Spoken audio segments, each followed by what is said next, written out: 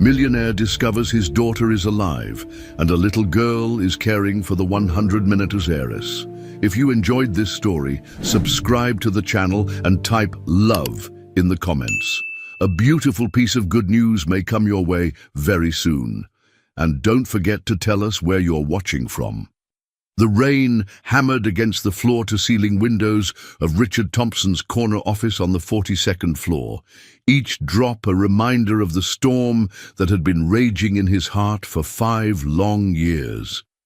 At 40, he had built Thompson Industries into a billion-dollar empire, but success felt hollow when you had no one to share it with. The framed photo on his mahogany desk showed a different man, one with laugh lines around his eyes and a 4-year-old girl with pigtails perched on his shoulders, both of them beaming at the camera. "Mr. Thompson!" His assistant's voice crackled through the intercom, pulling him from his thoughts. "Your brother Marcus is here to see you." Richard's jaw tightened. Marcus. The name still brought a mixture of gratitude and resentment. His older brother had been there during the darkest period of his life, handling all the arrangements after the accident that took Ava. But lately, something felt off about their relationship, like a puzzle piece that didn't quite fit. "Send him in, Sarah."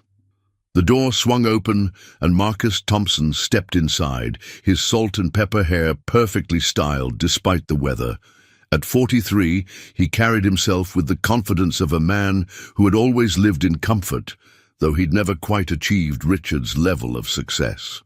His expensive suit was tailored to perfection, but there was something in his eyes that Richard couldn't place, a flicker of nervousness that seemed to appear whenever they discussed the past. "Rich, you look terrible," Marcus said, settling into the leather chair across from the desk. "When's the last time you took a real vacation? And I mean somewhere other than that cabin in Montana where you just brood." Richard managed a weak smile. "I'm fine, Marcus. Just busy with the Henderson merger. What brings you by?" "Can't a brother check on family?" Marcus's laugh sounded forced. "Besides, I wanted to discuss the foundation. The Children's Hospital wing we're funding in Ava's memory. They're ready to break ground next month." The mention of his daughter's name sent the familiar pang through Richard's chest. The Ava Thompson Memorial Wing for Pediatric Trauma Care had been Marcus's idea, a way to honor her memory while helping other children. It was one of the few things that gave Richard any sense of purpose these days. "That's good," Richard nodded, picking up the photo from his desk. Ava's bright green eyes stared back at him, so full of life and mischief. She would have been 9 now. Can you believe that? 9 years old. She'd probably be in 4th grade, maybe playing soccer like we talked about. Marcus shifted uncomfortably in his chair. "Rich, you know dwelling on what-ifs isn't healthy. Dr. Morrison says a lot of things," Richard interrupted, his voice sharper than intended. "But losing a child isn't something you just get over, Marcus." "You wouldn't understand." The words hung heavy in the air between them. Marcus had never married, never had children. It was a sore spot that Richard usually avoided, but grief had a way of making you cruel sometimes. "You're right. I don't understand," Marcus said quietly. "But I know that Ava wouldn't want you to waste your life grieving. She'd want you to live, to find happiness again." Richard set the photo down and walked to the window, watching the rain streak down the glass. The city below was a blur of lights and movement, millions of people going about their lives while his felt frozen in time. "The investigator called again yesterday," he said without turning around. "Peterson, he's still convinced there are inconsistencies in the accident report." Marcus's reflection in the window went rigid. "Rich, we've been over this. The police closed the case. It was a tragic accident. A drunk driver ran the red light. The car was completely destroyed in the explosion. They found—" He paused, his voice catching slightly. "They found what they could. But no body," Richard said, finally turning to face his brother. "They never found her body, Marcus. Just blood and pieces of her clothing." "The explosion was massive," Marcus said, standing up abruptly. "The fire burned for hours. You know what the coroner said about the temperature, and I know what everyone said." Richard's voice rose. "But what if? There is no what if." Marcus slammed his hand on the desk, his composure cracking. "She's gone, Richard. Our little Ava is gone, and holding on to these conspiracy theories is destroying you." The outburst shocked them both. Marcus never lost his temper, never showed such raw emotion. He took a deep breath, smoothing his hair back into place. "I'm sorry," he said more quietly. "I just hate seeing you torture yourself like this. Ava is at peace now, wherever she is. And that investigator Peterson is just trying to keep billing you for false hope." Richard studied his brother's face, noting the thin sheen of sweat on his forehead, despite the office's cool temperature. Something nagged at the back of his mind, a feeling he couldn't quite identify. "You're probably right," he said finally. "It's just...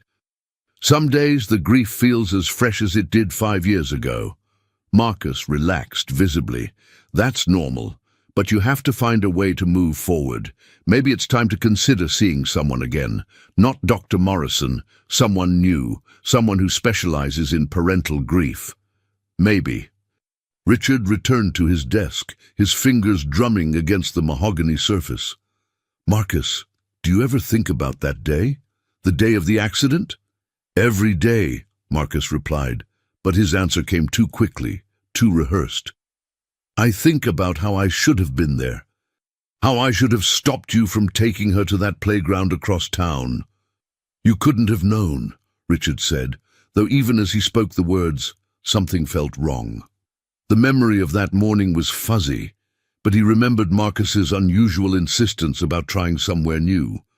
"Why did you suggest that particular playground again?" Marcus's jaw tightened almost imperceptibly.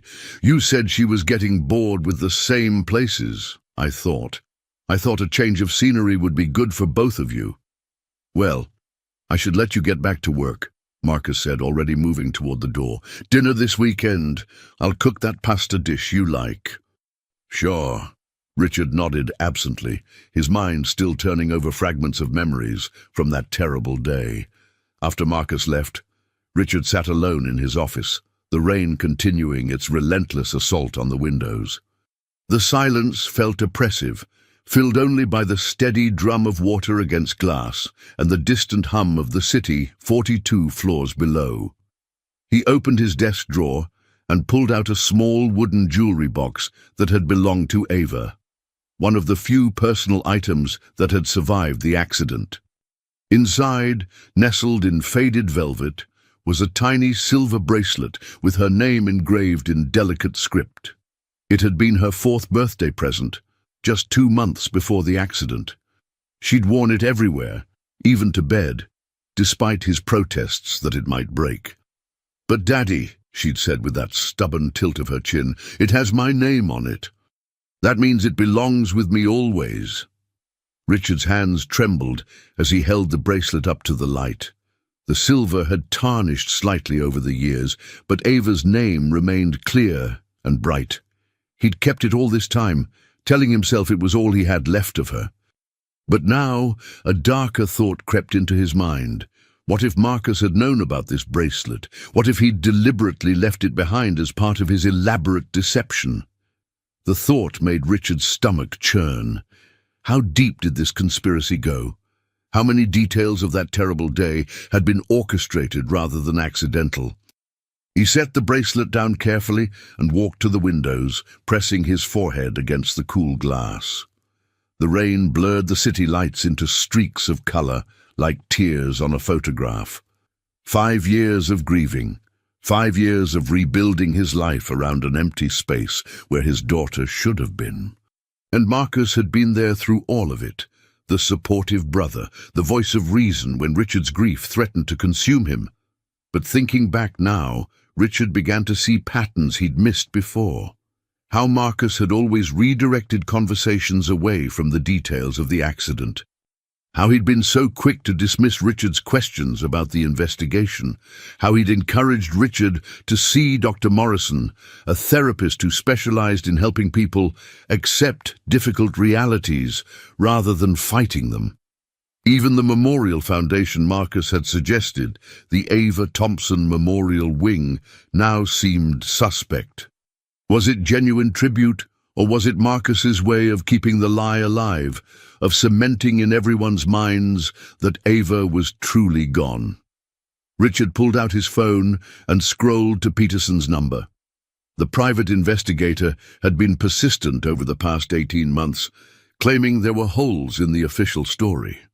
Richard had dismissed him dozens of times, sometimes angrily, sometimes with the weary patience of a man who'd heard every conspiracy theory imaginable about his daughter's death.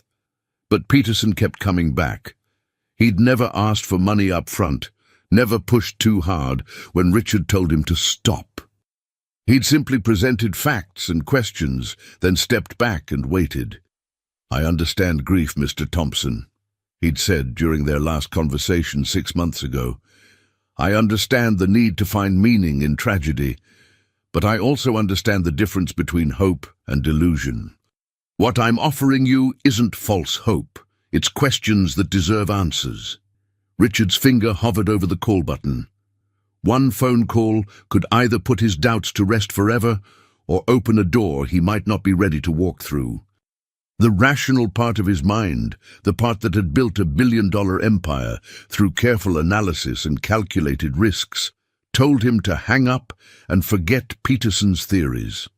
The part that had been Marcus's voice for 5 years, urging him to move forward and accept reality. But as he looked at Ava's photo again, at her trusting smile and innocent eyes, another voice spoke up. Quieter, but somehow stronger. It was Ava's voice, the way she used to challenge him when she thought he was being silly. "But why, Daddy? Why can't we find out for sure?" Richard closed his eyes and made the call. The call to Peterson led to a meeting the next morning at a small diner on the outskirts of the city. James Peterson was a weathered man in his 50s, with the kind of eyes that had seen too much and remembered everything. His thick folder of documents suggested he'd been far from idle during the 18 months since Richard first hired him, then dismissed him, then reluctantly contacted him again.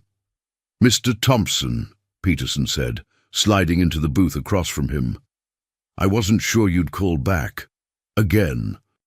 "I'm not sure why I did," Richard admitted, stirring his coffee nervously. "My brother thinks I'm torturing myself with false hope." Peterson's eyebrows raised slightly. "Your brother Marcus, correct? He was very protective during the aftermath of the accident." Something in the investigator's tone made Richard look up sharply. "What do you mean by that?" "Well, it's interesting." Peterson opened his folder, pulling out several documents. "In most cases involving presumed deaths, especially of children, families push for extended investigations. But your brother was remarkably effective at channeling the process toward closure." Richard's stomach began to churn. "He was trying to protect me. I was in no state to make decisions. I understand that, but look at this timeline." Peterson spread several papers across the table. "The accident happened on Tuesday, October 15th, 2019. By Wednesday morning, your brother had already contacted a crisis management firm." Crisis management. Steinberg and Associates. They specialize in keeping family tragedies out of the media spotlight. Very expensive, very discreet. Your brother hired them before the police had even finished processing the scene. Richard felt a chill creep up his spine. Why would we need crisis management? That's what I wondered. Then I discovered that your company's stock was particularly volatile that week. The Henderson Industries acquisition talks were in a critical phase, if news broke that the CEO was dealing with a family tragedy. Peterson let the implication hang. "You're saying Marcus was protecting the company?" "I'm saying Marcus understood the bigger picture very quickly, maybe too quickly." Peterson pulled out another document. By Friday, he'd coordinated with the insurance company, arranged for the site cleanup, and somehow expedited what should have been a months-long investigation into a matter of days. Richard stared at the timeline, his mind racing. How is that possible? Money and connections. Your brother sits on several boards, has relationships with key officials. But here's what really caught my attention. Peterson produced a photograph of the intersection where the accident occurred. This location has 3 traffic cameras. On the day of the accident, one camera was mysteriously down for maintenance. Maintenance scheduled by whom? A company called Metro Infrastructure Services, small outfit that handles city contracts. Want to guess who owns 15% of Metro Infrastructure through a shell company? Richard's blood ran cold as Peterson showed him the ownership documents. Thompson Holdings, Marcus's investment firm, was listed as a minority partner. This could be coincidence, Richard said weakly. Could be. But then there's Thomas Walsh, the drunk driver. Peterson's voice grew somber. According to the official report, he died in the crash, but I found something interesting. Richard's hands trembled as Peterson continued. Walsh had a daughter, 9 years old at the time. After his supposed death, she started receiving monthly payments into a trust fund, payments that continue to this day. The trust is managed by... Peterson paused dramatically. Marcus, Richard whispered. Thompson Holdings specifically. Now why would your brother set up a trust fund for the daughter of the man who killed Ava? Richard felt the world tilting around him. Maybe guilt? Maybe he felt responsible somehow. Or maybe Walsh didn't die in that crash. Maybe he's alive somewhere, being paid to stay quiet. The implications hit Richard like physical blows. If Walsh was alive, if the accident had been staged somehow, then... Mr. Thompson, I need to ask you something crucial. Peterson leaned forward. In the days before the accident, did your brother ever mention that specific playground? Did he suggest you take Ava there? The memory surfaced unbidden, Marcus calling that Tuesday morning, unusually insistent. You know what, Rich? Ava's been to Riverside Park 100 times. Why don't you try that new place on Maple Street? I drove by there yesterday, beautiful playground right by the river. Much more stimulating for a bright kid like her. He did, Richard said, his voice barely audible. He called that morning. He even said he'd driven by it the day before. Peterson nodded grimly. And who suggested you leave at that particular time? Richard's stomach lurched as another memory surfaced. Marcus had called again around 2 p.m. Perfect day for the park, little brother. Ava will love it. And the afternoon light by the river is beautiful for photos. Oh, God, Richard whispered. He timed it. He timed everything. Mr. Thompson, there's something else you need to know. Peterson's voice was gentle but firm. 6 months after the accident, your brother purchased a property in Millbrook County. It's listed as a retreat, but he pays substantial monthly fees to a woman named Helen Rodriguez for what's officially called property management and childcare consulting. The words hung in the air like a death sentence. Richard stared at Peterson, unable to process what he was hearing. Childcare consulting, he managed. Mrs. Rodriguez lost her husband in a construction accident 4 years ago. She's raising her orphaned granddaughter, an 8-year-old named Clara, whose parents died in a car crash the year before. Mrs. Rodriguez needed income, and your brother offered her a very generous arrangement. Richard's mind was spinning. You think Ava is there? I think there's only one way to find out, Peterson said. But Richard, if I'm right about this, we're not just talking about a kidnapping. We're talking about insurance fraud, witness tampering, and a conspiracy that's been 5 years in the making. Richard stared at the documents spread across the table. His brother, the man who had held him during his darkest hours, who had helped him rebuild his life, who had been the only family he had left, might be the architect of his greatest nightmare. How do we find out for sure? He asked. Peterson reached into his jacket and pulled out a small device. Your brother makes regular trips to that property, always the third Tuesday of the month. That's tomorrow. You want me to follow him? I want proof before we act. If Ava is alive and she's been told you're dead, if she doesn't remember you, this reunion needs to be handled very carefully, and if your brother realizes we're onto him. Richard's phone buzzed with a text from Marcus, looking forward to dinner Saturday. I have some updates about the foundation that I think will interest you. Updates about the foundation on the 5-year anniversary week of Ava's supposed death. Mr. Thompson, Peterson said quietly, I know this is overwhelming, but I need you to understand. If I'm right, if your daughter has been alive all this time, then every day we wait is another day stolen from both of you. Richard looked at the message from his brother again, then at the stack of evidence before him. 5 years of grief, 5 years of believing his daughter was gone forever. If there was even a chance that Ava was alive. Yes, he said, his voice stronger than he felt. Whatever it takes. I need to know the truth. Peterson closed his folder. Tomorrow we follow Marcus and see where he leads us.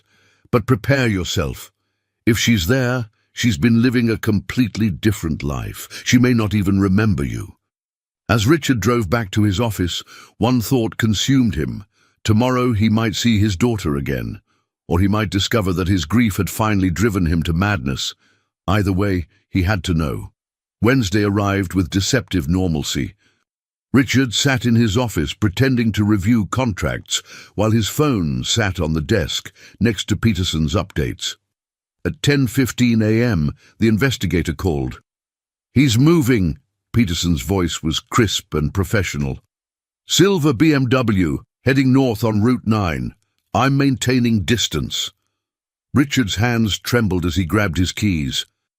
Against Peterson's explicit advice, he had decided to make the drive himself, staying far enough behind to avoid detection, but close enough to reach the location when needed. He couldn't bear the thought of waiting in his office while potentially life-changing discoveries were being made. The drive north took Richard through increasingly rural landscape. Manicured suburbs gave way to farmland and rolling hills dotted with modest homes. With each mile, his heart pounded harder. Peterson's voice crackled through the phone every few minutes with location updates. He's turning onto County Road 47, Peterson reported. There's a hand-painted sign for Rodriguez Farm, fresh vegetables.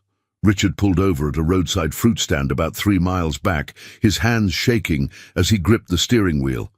28 minutes passed, the longest 28 minutes of his life, before Peterson called again. Richard, I need you to sit down for this. Just tell me. I'm positioned on a hill overlooking the property with long-range binoculars, main farmhouse, small barn, vegetable garden. Your brother just went inside and... Peterson's voice caught. Richard, there are children in the yard, 2 girls. The world seemed to tilt sideways. Richard gripped the phone until his knuckles went white. Can you see them clearly? One's about 8, dark hair in braids. The other... Peterson paused. The other is younger, brown hair, about the right size. She's in a wheelchair, Richard. Richard's vision blurred with tears he'd been holding back for 5 years. Is it her? I can't be certain from this distance, but Richard, the little girl in the wheelchair looks exactly like the photos you showed me, and she has your eyes. 5 years of grief, 5 years of believing his daughter was dead and she was alive. Alive but in a wheelchair, alive but living with strangers, alive but stolen from him by his own brother. I'm coming there, Richard said, starting his car. No, wait. We need to be smart about this. Your brother is still inside, and we don't know what story these people have been told. If you show up unexpectedly, it could be traumatic for everyone involved, especially the children. Richard forced himself to stop, engine idling in the parking lot of the fruit stand. Then what do we do? We wait for him to leave, then we approach carefully. Based on my previous surveillance, he usually stays about an hour. The hour that followed tested every limit of Richard's endurance. Peterson provided careful updates about the scene at the farm. The children had moved from the garden to the front porch, where they appeared to be reading together. Marcus had emerged once to speak with an older Hispanic woman, presumably Helen Rodriguez. The conversation looked serious, with the woman gesturing emphatically while Marcus remained calm and controlled. "He's leaving," Peterson finally reported. "Silver BMW heading back toward the main road. Wait 15 minutes, then meet me at the farm entrance." Richard's heart hammered against his ribs as he followed the GPS coordinates to a modest property with that hand-painted sign, Rodriguez Farm, fresh vegetables, herbs and flowers. The place looked well-maintained but humble. White farmhouse with a wraparound porch, red barn, fields stretching toward distant woods. Peterson was waiting by his car when Richard arrived. "I want you to let me do the initial talking," the investigator said. "We don't know what these people have been told about you, and we need to be very careful not to frighten the children." They walked up the gravel driveway together, Richard's legs unsteady beneath him. The farmhouse was small but welcoming, with flower boxes under the windows and children's artwork visible through the screen door. A rope swing hung from an oak tree in the side yard. Peterson knocked, and after a moment the door opened to reveal a woman in her early 50s, with kind eyes and work-worn hands. She looked at them with wariness that quickly shifted to something like recognition when she saw Richard. "Mrs. Rodriguez?" Peterson said gently. "My name is James Peterson. This is Richard Thompson. We'd like to speak with you about the children in your care."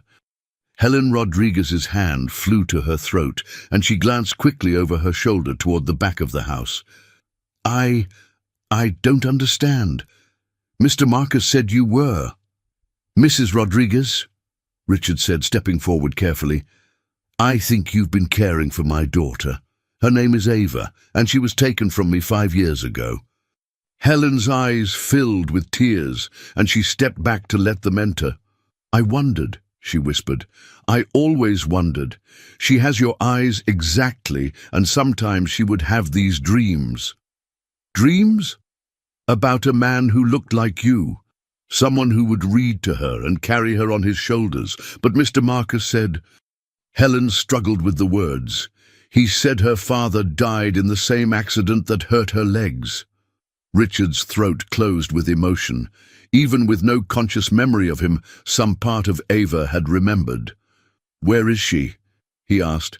"In the back garden with Clara, my granddaughter." Helen's voice grew protective.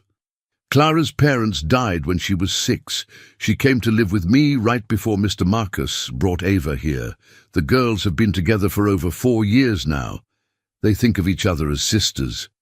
Richard could hear voices from the back of the house, a child's laughter that made his heart clench with recognition and hope. "Mrs. Rodriguez," Peterson said gently, "what exactly did Mr. Marcus tell you about this arrangement?" "He said he was a family friend helping out, that Ava's father was a businessman who traveled constantly and couldn't care for a disabled child. He offered to pay me well to provide a stable home." Helen wiped her eyes with the back of her hand. "I needed the money desperately. After my husband died and my daughter, I was barely keeping the farm." "And you never questioned it?" "I tried to once. About 2 years ago, I called the police department to ask about Ava's case, but they said there was no missing child report. They said she had been confirmed dead in an accident." Helen looked between them desperately. I didn't know what to believe anymore. The scope of Marcus's deception was becoming clear. He hadn't just stolen Ava, he'd systematically eliminated every avenue that might lead to her discovery.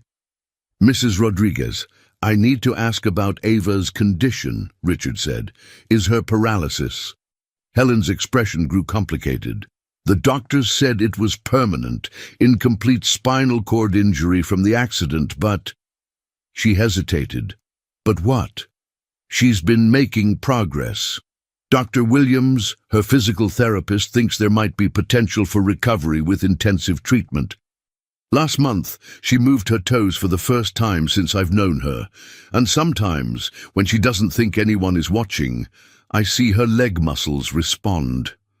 Richard's knees nearly buckled. Not only was his daughter alive, but she might recover. "I want to see her," he said. Helen nodded and led them through a modest living room filled with children's books and art supplies toward the back door. "Please be gentle," she said.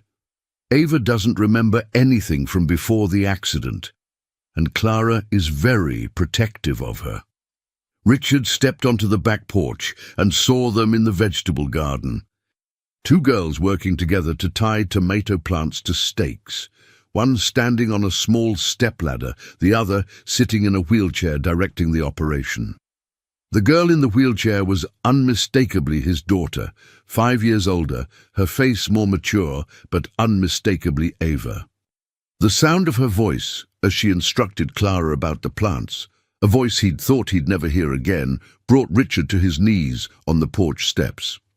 "That one needs more support, Clara," Ava was saying with the authority of someone who'd made herself an expert. "Grandma Helen says the heavy ones fall over if we don't tie them properly." Clara, a serious-faced 8-year-old with her grandmother's kind eyes, studied the plant in question. "Like this."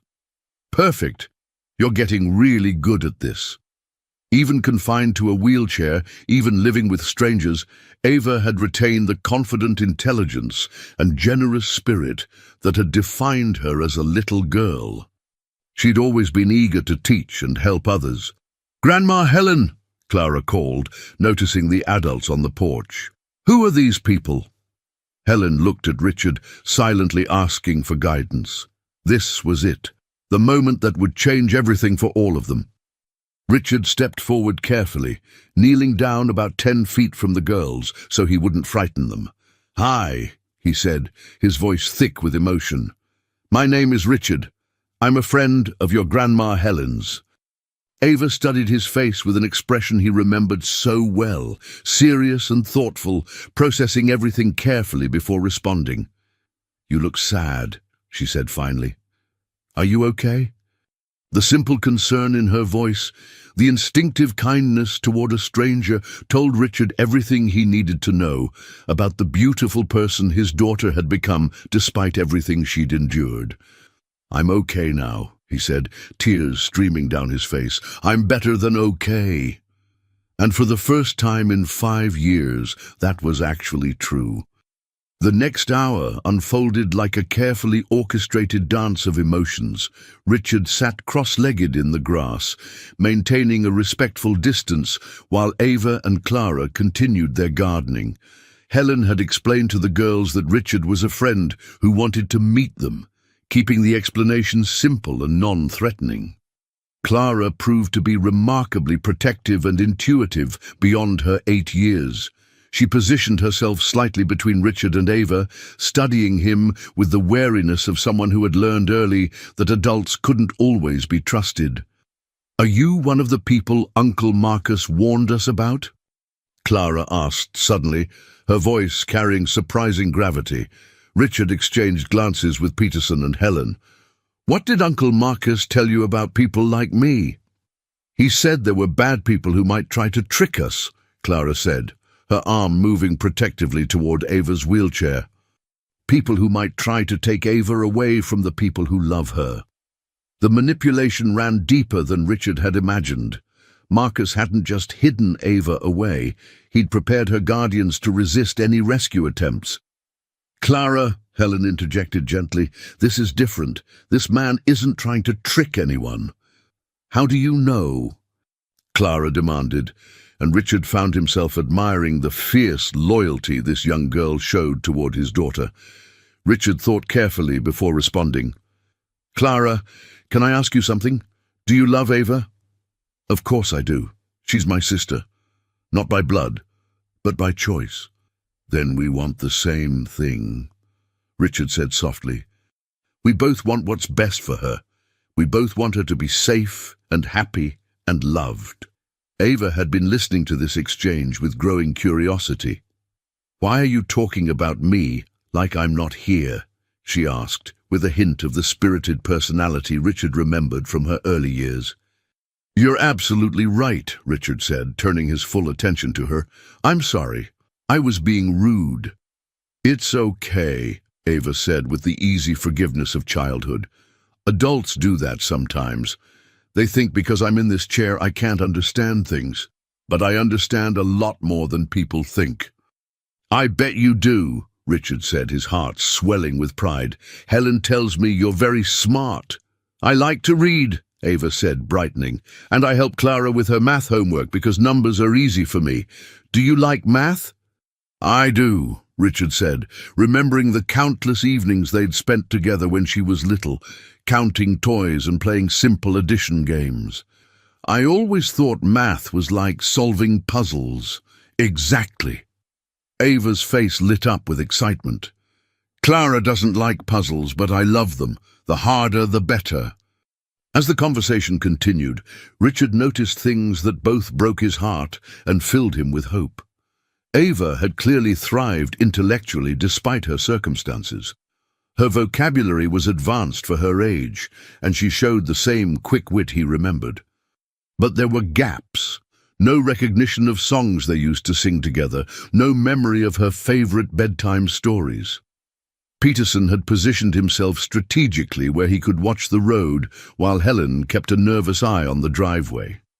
Everyone was acutely aware that Marcus could return at any time. Mr. Thompson, Helen said quietly, approaching him while the girls were absorbed in showing him Ava's collection of pressed flowers. We need to talk. There are things you need to know. Richard followed Helen to the porch, keeping Ava in sight. The older woman's hands shook as she began to speak. The accident, she began. I don't think it happened the way Mr. Marcus told you. Over the years, little things haven't added up. What do you mean? Ava sometimes talks in her sleep. She mentions places, people, things that don't match what Mr. Marcus said about her life before, and her medical records. Helen hesitated. What about them? Dr. Williams, her physical therapist, said something strange last month. He said Ava's injury pattern was unusual for a car accident, more consistent with a deliberate impact at lower speed. Richard gripped the porch railing to steady himself. What are you saying? I think the accident was meant to hurt her, but not kill her. And I think Mr. Marcus has been paying me with money that doesn't come from any legitimate family trust. Helen pulled out a folder she'd been hiding behind a flower pot. I started keeping records 2 years ago. Bank statements, payment schedules. The money comes from multiple shell companies, all routing back to businesses connected to your brother's investment firm. Richard stared at the financial documents. Marcus had been careful, but not careful enough to hide everything from someone with time and motivation to investigate. Helen, I need to ask you about Ava's condition. Her paralysis, what exactly did the doctors tell you? Helen's expression grew complicated. They said it was an incomplete spinal cord injury, damage to the lower thoracic region, but not complete severing. With intensive therapy and possibly surgery, there could be significant improvement. But Marcus, he refuses to authorize advanced treatment, says it would be cruel to give her false hope. But Mr. Thompson, I've seen her move her legs when she thinks no one is watching. Last week, she stood up for almost 10 seconds before collapsing. Richard's heart raced.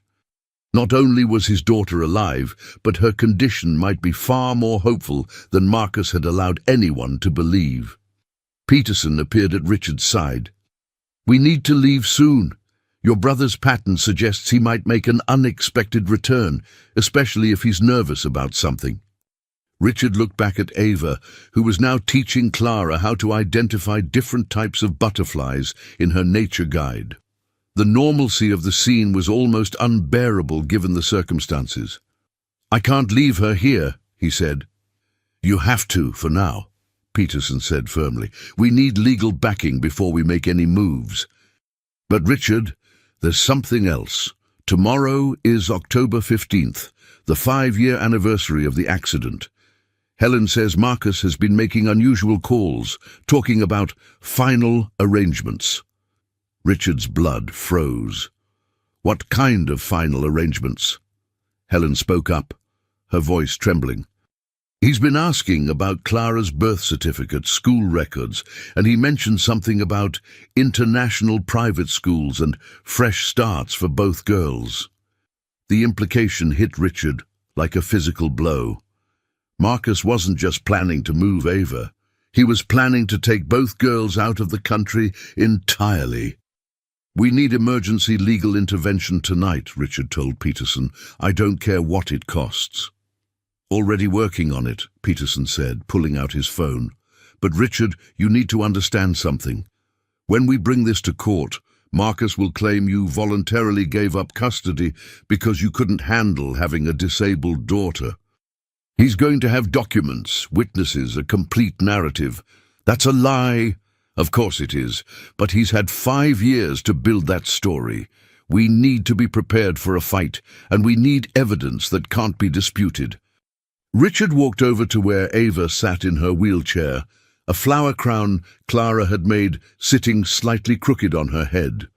She looked up at him with those unmistakable green eyes, and for a moment he saw a flicker of something deeper than curiosity. "Richard," she said, "can I ask you something?" "Anything, sweetheart." "Do you have children?"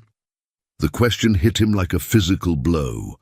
How do you tell a child that she is your child, that you've been mourning her for 5 years? "I had a daughter once," he said carefully. "She was the most important thing in my world." "What happened to her?" Richard knelt down beside her wheelchair, his heart breaking all over again. "I thought I lost her, but I never stopped hoping I might see her again someday." Ava studied his face with that same serious expression he remembered from her childhood. "I hope you find her," she said finally. "Every child should be with their daddy." The innocent statement nearly destroyed Richard's composure. Here was his daughter, wishing him well in finding the child he'd lost, not knowing that child was her. "I hope so too," he managed to say. As they prepared to leave, Clara approached Richard with the protective intensity she'd shown all afternoon. "If you really do care about Ava," she said, "you'll make sure nobody ever hurts her again. She's been through enough." "I promise you," Richard said, meaning every word, "I will never let anyone hurt her again." The drive back to the city was a blur of phone calls to lawyers and child welfare advocates. By evening, Peterson had assembled a legal team, but the process was more complex than they'd hoped. "Emergency custody requires evidence of immediate danger," Richard's lawyer explained during a late-night conference call. "We need more than suspicion. We need proof that the children are at risk." "What about the financial records Helen provided?" "Helpful, but not conclusive.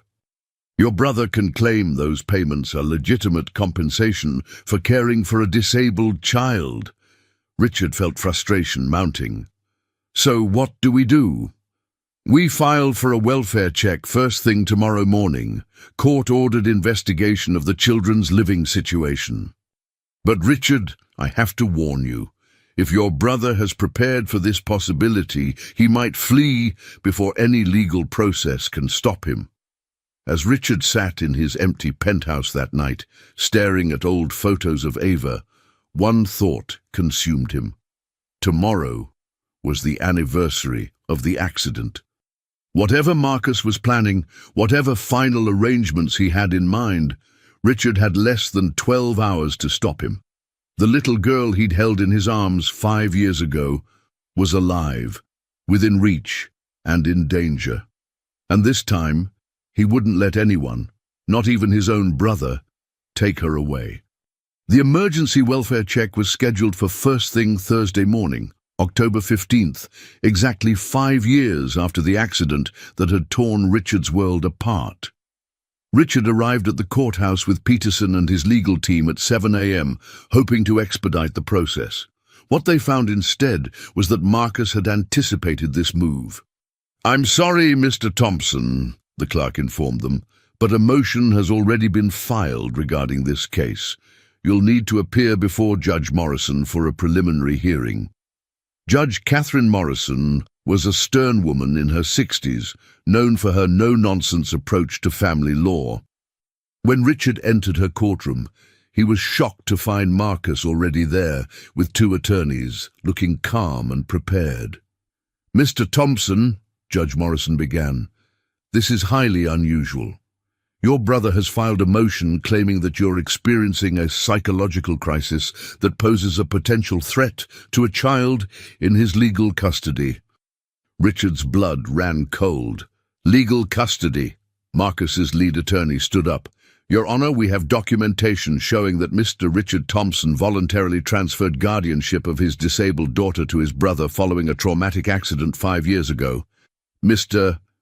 Richard Thompson was experiencing severe mental health issues and was unable to cope with his daughter's extensive medical needs." "That's impossible," Richard said. "I thought she was dead." Your Honor," Marcus spoke for the first time, his voice heavy with what sounded like genuine concern. "My brother has been struggling with severe depression and PTSD since the accident. His therapist, Dr. Morrison, has documented his difficulty accepting reality regarding his daughter's condition." Richard watched in growing horror as Marcus painted a picture of a loving brother who had shouldered the burden of caring for a disabled child while protecting his mentally unstable sibling from further trauma. "We have medical records," Marcus's attorney continued, "showing that Mr. Richard Thompson was hospitalized for psychological evaluation 18 months ago. His recent behavior, hiring private investigators, making threatening calls, suggests his condition is deteriorating." "I was investigating because I suspected something was wrong," Richard protested. "Your Honor," Peterson interjected, "we have evidence of financial irregularities and witness testimony that suggests—" "Witness testimony from whom?" Marcus's attorney demanded. "A financially dependent caregiver who could lose her income if she doesn't support these conspiracy theories." Judge Morrison held up her hand. "This is clearly a complex situation. I'm ordering an immediate neutral evaluation of the child's welfare and current living situation. Both parties are enjoined from removing the child from her current residence pending resolution of this matter." "Your Honor," Richard's lawyer said, "we have reason to believe that Mr. Marcus Thompson may be planning to relocate the child outside the jurisdiction." Marcus looked genuinely surprised. "Relocate? Your Honor, I have no intention of moving Ava. She's been in a stable, loving environment for years. The only disruption to her peace has come from my brother's recent episodes." Judge Morrison studied both men carefully. "Mr. Richard Thompson, I want you to understand that a child's welfare is paramount in my courtroom. Until we can sort out these allegations, I'm appointing a guardian ad litem to represent the child's interests, court-ordered psychological evaluations for both parties, and absolutely no contact with the child until this is resolved." It was a partial victory that felt like complete defeat. Richard could see the skepticism in the judge's eyes. Marcus's performance had been masterful. As they left the courthouse, Marcus approached Richard with what appeared to be genuine concern. "Rich," he said softly, "I know you're confused. I know the grief has been overwhelming, but Ava is safe and loved. She's been thriving with Helen and Clara. Please don't destroy the peace she's found." The gaslighting was so smooth that for a moment Richard almost doubted his own memories of yesterday's visit. "Marcus," Richard said quietly, I know what I saw. I know she's my daughter." Marcus's expression showed something that might have been pity. "She is your daughter, Rich. She always has been. But you gave up custody because you couldn't handle her needs. I've been trying to protect both of you from that painful reality." As Marcus walked away, Peterson appeared at Richard's side. "He's good," the investigator said grimly, "but we're not done. I've been tracking his financial records more carefully, and I found something." "What?" "The shell companies he's been using to pay Helen, they're funded by insurance payouts from Ava's supposed death. Your brother has been using the money meant to compensate for your daughter's death to pay for keeping her hidden." Richard felt a chill of realization. Insurance fraud. On a massive scale. And that's a federal crime. "But Richard, we need to move fast. I've been monitoring his communications, and there's increased activity. Calls to private schools in Switzerland, inquiries about obtaining new documentation for the girls. He's really planning to take them. I think he's spooked. Yesterday's court order means he can't move them legally, but that might not stop him if he's desperate enough." They drove toward the farm, but as they crested the hill overlooking the Rodriguez property, Richard's worst fears were confirmed. The farmhouse looked empty. Helen's car was gone, and there was no sign of the children. "They're gone," Richard said, his voice barely audible. Peterson was already on his phone with law enforcement. "We need an Amber Alert issued immediately. Marcus Thompson, 2 children, possibly heading for private airfield." Richard's phone rang. "Marcus." "Rich." His brother's voice was calm, almost conversational. "Where are they?" Richard demanded. "They're safe. Helen was getting nervous after your visit yesterday. I thought it best to move them to a more secure location. Marcus, please. You're violating a court order. I'm protecting 2 little girls from a man who abandoned his disabled daughter because he couldn't handle the responsibility." Peterson was frantically coordinating with multiple agencies while Richard kept Marcus talking. "That's not what happened, and you know it," Richard said. "You told me she was dead. You staged the whole thing." For the first time, Marcus's composure cracked slightly. "I told you what you needed to hear. You said you couldn't live with the guilt, Rich. You said you wished she had died rather than live as an invalid." Richard's memory of those dark days was fragmented, but Marcus's words rang with uncomfortable familiarity. Had he really said such things in his grief? "I was destroyed," Richard whispered. "I wasn't thinking clearly." "Exactly. And I realized that little girl needed someone who could love her exactly as she was. Helen has been a mother to her. Clara has been the sister she needed. I've been the father figure who never saw her as broken. You're not her father. I am." "Are you?" Marcus's laugh was bitter. 5 years, Rich. 5 years of her learning to walk again, her nightmares, her small victories. I've been there for all of it while you built your empire." Peterson suddenly looked up from his coordination efforts, eyes wide with excitement. He scribbled on a piece of paper, "Private airfield, 20 minutes out." "Marcus, where are you taking them?" "Somewhere they can be safe. Somewhere Ava can grow up without court battles and media attention. Please let me talk to her." A long pause. "She's sleeping. This has been difficult for her. Marcus, I know about the insurance fraud. I know you've been using the death benefit payments to fund this whole operation." The silence stretched so long, Richard thought Marcus had hung up. "You don't understand," Marcus finally said, his voice strained. "It was never supposed to go this far. The plan was simple, a minor accident to prove you couldn't handle a crisis. You'd voluntarily transfer custody, I'd help you both, and eventually we'd work out a better arrangement." But she was really hurt. The driver was drunk, drunker than he was supposed to be, when the impact happened. Marcus's voice broke. "I made that little girl an invalid, Richard. Every day since then I've tried to make up for it." Peterson was making urgent hand signals, location confirmed, units moving in. Where are you, Marcus? Let's end this. Let's figure out how to help Ava together. I can't face her knowing what I did. I can't face you. The line went dead. Peterson was already moving toward the car. Private airfield, outside Millbrook. FBI is coordinating with local law enforcement. They drove through the afternoon with police escorts, Richard's heart pounding between hope and terror. After 5 years, he was finally going to bring his daughter home. The airfield was small, just a few hangars and a runway.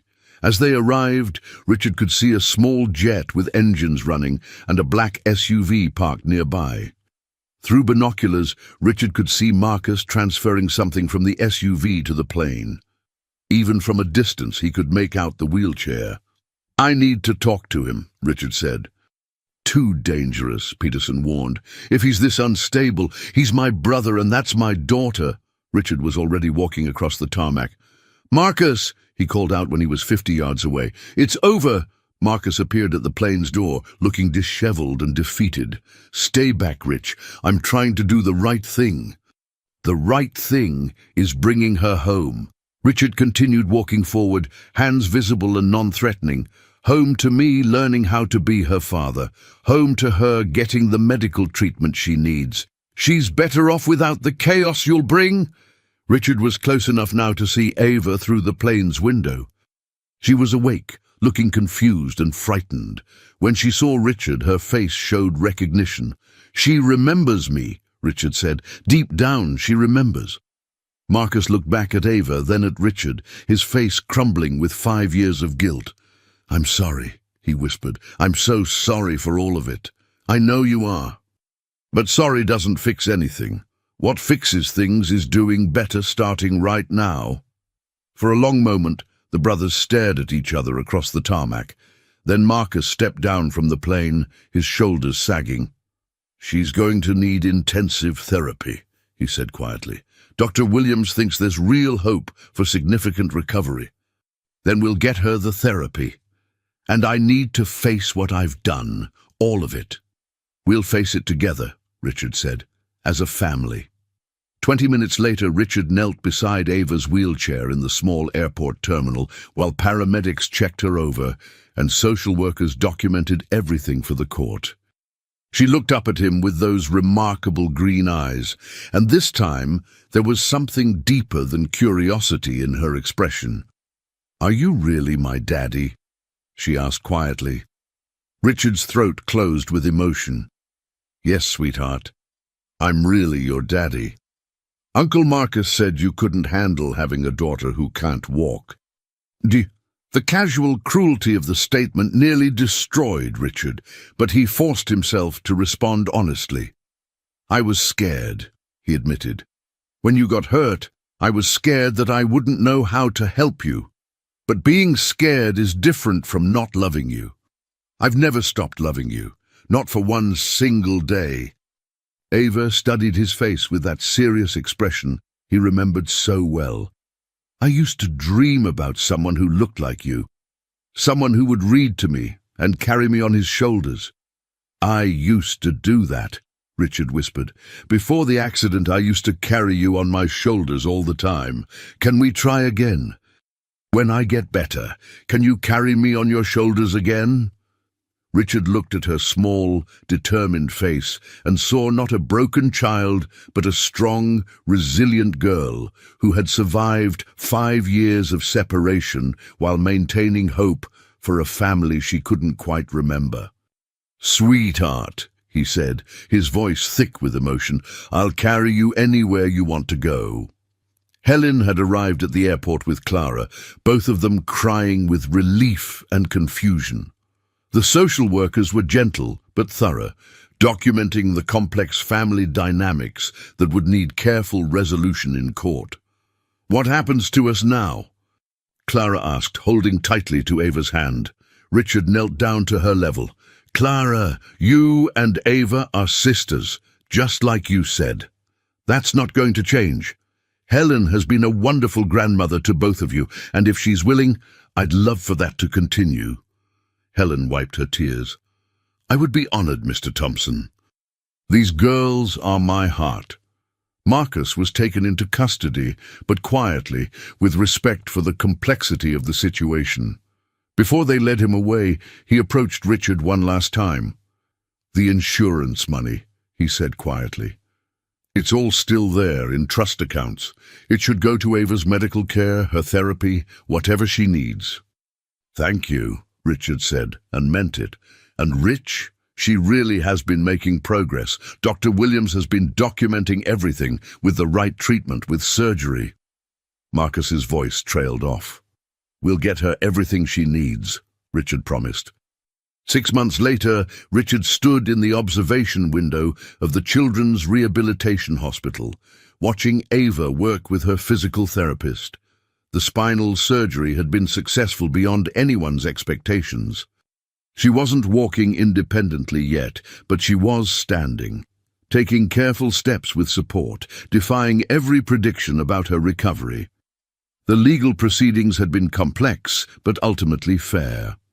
Marcus had pled guilty to kidnapping, insurance fraud, and child endangerment charges, but the judge had taken into account his genuine care for Ava and his cooperation in her recovery.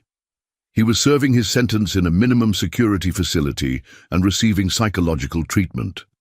Helen had officially become Ava and Clara's legal guardian under Richard's custody, creating the family structure both girls needed. Clara had been legally adopted by Richard, making the sisters' bond official. The media attention had been intense but brief. Richard's crisis management team, legitimate ones this time, had helped control the narrative, focusing on Ava's recovery and the family's healing rather than the sensational aspects of the case.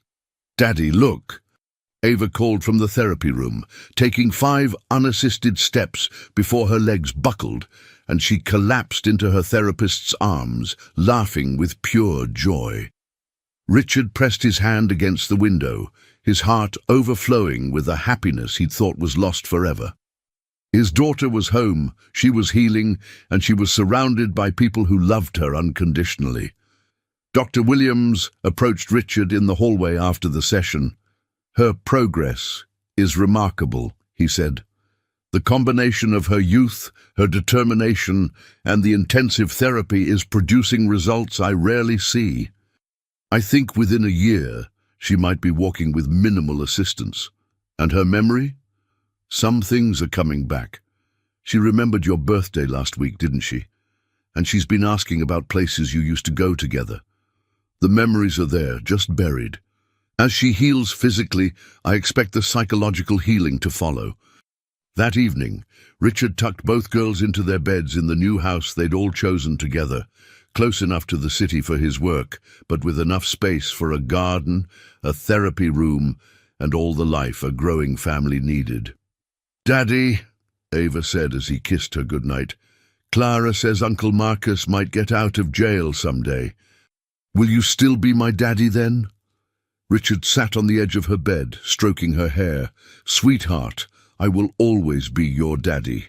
No matter what happens, no matter where anyone goes, nothing will ever change that again." "Good," she said with a satisfied nod, "because I remember you now, not everything but enough. You're the one who used to make pancakes with chocolate chips?" Richard's eyes filled with tears. "You remember that? And you used to sing that song about the sunshine. Can you sing it again?" As Richard sang the lullaby he'd thought he'd never share with her again, Clara appeared in the doorway. "Can I listen too?" she asked. "Of course," Richard said, making room for her on the bed. "This is a family song now." As both girls drifted off to sleep, Richard thought about the long journey that had brought them to this moment. 5 years of grief, betrayal, and loss had led to something he'd never expected, a family larger and stronger than the one he'd lost. Marcus had stolen 5 years from them, but he'd also inadvertently given them Clara and Helen, expanding their definition of family beyond blood ties. The pain would always be there, but it was balanced now by love, hope, and the sound of his daughter's laughter echoing through their home. The 5-year nightmare was over. The future, full of challenges and healing and ordinary miracles, was just beginning. And for the first time since that terrible day in October 5 years ago, Richard Thompson was exactly where he belonged, watching his daughters dream of tomorrow while knowing that this time he would be there for every step of their journey.